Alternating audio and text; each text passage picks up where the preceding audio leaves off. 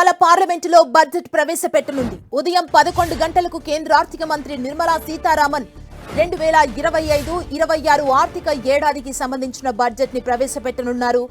నిర్మలా సీతారామన్ వరుసగా 8వసారి పార్లమెంటులో కేంద్ర బడ్జెట్ ని ప్రవేశపెడుతున్నారు. బడ్జెట్ పై దేశవ్యాప్తంగా సామాన్య, మధ్యతరగతి ప్రజలు, వేతన జీవుల నుంచి పారిశ్రామిక నేతల వరకు ఆసక్తిగా ఎదురుచూస్తున్నారు. ధరల తగ్గుదలపై మధ్యతరగతి ప్రజలు అనేక ఆశలు పెట్టుకున్నారు. మరోవైపు ఈసారి బడ్జెట్ పై అనేక అంచనాలు కొనసాగుతున్నాయి. ఈసారి బడ్జెట్ లో ఏ రంగాలకు ప్రాధాన్యం ఉంటుంది? ఈసారి కొత్త పథకాలు ఉంటాయా? పాతవే కొనసాగిస్తారా? బడ్జెట్ లో పేద, మధ్యతరగతి, వేతన జీవులకు రిలీఫ్ ఇస్తారా? కొత్త పన్నుల విధానంలో సవరణ ఉంటుందా? బడ్జెట్ తర్వాత ఏ వస్తువుల ధరలు తగ్గుతాయి, ఏ వస్తువుల ధరలు పెరుగుతాయనే అనుమానాలు వ్యక్తమవుతున్నాయి. రోజు రోజుకి కొండెక్కుతున్న బంగారం ధర బడ్జెట్ తర్వాత పెరుగుతుందా లేదా తగ్గుతుందా అనే ఆసక్తి నెలకొంది. గత ఆర్థిక ఏడాది బడ్జెట్ లో ఏపీకి ప్రాధాన్యం దక్కింది. దీంతో మరోసారి కేంద్ర బడ్జెట్ లో తెలుగు రాష్ట్రాలకు ఏమిస్తారనేది చర్చనీయాంశంగా మారింది. ఈసారి బడ్జెట్ లో కూడా ఏపీకి ప్రాధాన్యం పెరుగుతుందా?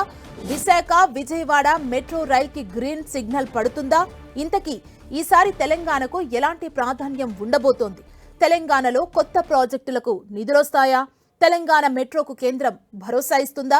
ఇలా అనేక సందేహాలు వ్యక్తమవుతున్నాయి. మరోవైపు మహిళలకు సాధికారత కల్పించడమే లక్ష్యంగా వారికి నైపుణ్య శిక్షణ కల్పించడంతో పాటు జన్ధన్ యోజన, ముద్రా యోజన లాంటి పథకాలకు కేటాయింపులు పెంచే అవకాశం ఉందని సమాచారం.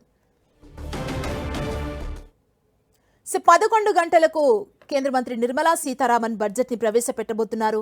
అసలు బడ్జెట్ కి సంబంధించి కేటాయింపులు ఎలా ఉంటాయని ప్రతి ఒక్కరిలో ఉత్కంఠ అయితే నెలకొంది. ఇదే అంశానికి సంబంధించి మరింత సమాచారం తెలుసుకుందాం. మా ఢిల్లీ ప్రతినిధి గోపి మనకు బడ్జెట్ కి సంబంధించిన అప్డేట్స్ ని అందిస్తారు. గోపి,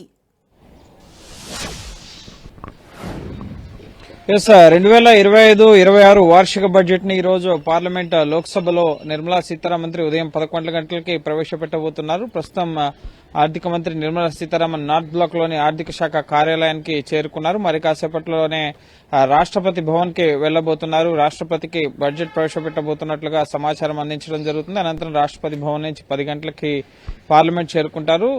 ఉదయం లోక్సభలో ముఖ్యంగా బడ్జెట్ ప్రవేశపెట్టే మునుపు కేంద్ర కేబినెట్ సమావేశం జరుగుతుంది. 10:25 కేంద్ర కేబినెట్ బడ్జెట్ కి పార్లమెంట్ లోనే ఈ సమావేశం ఉంటుంది. బడ్జెట్ కి కేబినెట్ ఆమోదం తెలిపిన తర్వాత లోక్సభలో 11 గంటలకి నిర్మలా సీతారామన్ ఈ బడ్జెట్ ని ప్రవేశపెడతారు. డిజిటల్ మోడ్ లోనే ఈసారి కూడా బడ్జెట్ అనేది ట్యాబ్ లో చూసి ఆవిడ లోక్సభలో చదవడం జరుగుతుంది. 8వసారి ఆవిడ ఇటు బడ్జెట్ ప్రవేశపెట్టడం.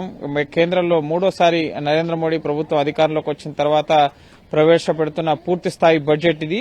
సో బడ్జెట్ పై అనేక రంగాలకి ముఖ్యంగా మధ్యతరగతి ప్రజలు సహా వివిధ రంగాల వారు ఎంతో ఆసక్తిగా ఎదురుచూస్తున్న పరిస్థితి ఉంది. అయితే ఈసారి కూడా ఇటు రక్షణ రంగానికి, అలాగే విద్య, వైద్యం, అంతేకాకుండా మౌలిక వసతుల కల్పనకి, వ్యవసాయ రంగానికి పెద్దపీట వేసే అవకాశం కనిపిస్తుంది. సంక్షేమానికి ఎక్కువ నిధులను ఈ బడ్జెట్ లో కేటాయించే అవకాశం ఉంది. మధ్యతరగతి ప్రజల్లో ముఖ్యంగా అంచనాలను పెంచడం జరిగింది. నిన్న నరేంద్ర మోడీ మహాలక్ష్మి ముఖ్యంగా మహాలక్ష్మి కటాక్షం అందరిపైన ఉంటుంది అని చెప్పి నిన్న వ్యాఖ్యానించడం జరిగింది బడ్జెట్ సమావేశాల ప్రారంభం సందర్భంగా.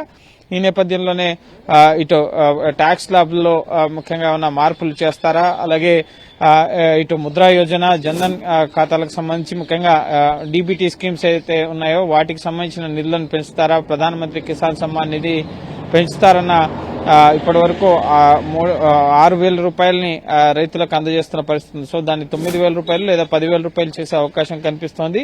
అంతేకాకుండా ఇటు సంక్షేమాన్ని దృష్టిలో ఉంచుకుని ఇటు రైతులు, అలాగే వివిధ కుల వృత్తుల వారికి సంబంధించి కూడా కేటాయింపులు చేసే అవకాశం కనిపిస్తుంది. అలాగే ఇన్ఫ్రాస్ట్రక్చర్ కి సంబంధించి జాతీయ రహదారులకు సంబంధించి కానీ, మెట్రో నిర్మాణాలు, రైలు ప్రాజెక్టులకు సంబంధించి సో వీటికి సంబంధించి కూడా కేటాయింపులు విరివిగా పెంచే అవకాశం కనిపిస్తుంది. అలాగే ఎన్డీఏ పాలిత రాష్ట్రాలు, ముఖ్యంగా భాగస్వామ్య పక్షాల రాష్ట్రాలకు ఎటువంటి ప్రయారిటీ ఇస్తారనేది కూడా కొంత ఆసక్తి నెలకొంది. ఎందుకంటే గత బడ్జెట్ లో ఏపీకి, బీహార్కి కొంత ఎక్కువ ప్రాధాన్యత కల్పించడం జరిగింది. సో ఈ బడ్జెట్ లో కూడా అదే దిశలో బడ్జెట్ ఉంటుందా? ఎందుకంటే బీహార్ లో అసెంబ్లీ ఎలక్షన్స్ రాబోతున్నాయి కాబట్టి సో ఆ దిశగా కూడా వాళ్ళు కూడా చాలా డిమాండ్స్ ని కేంద్రం ముందుంచడం జరిగింది. ఏపీలో కూడా విజయవాడ వైజాగ్ మెట్రో కారిడార్ కు సంబంధించిన ప్రాజెక్ట్స్, అలాగే తెలంగాణలో మెట్రో రెండో విడతకు సంబంధించిన పనులకు సంబంధించి, అలాగే విభజన చట్టంలో పెండింగ్ అంశాలకు సంబంధించి కూడా నిధులు కోరుతున్నాయి రెండు రాష్ట్రాలు కూడా. సో చూడాలి,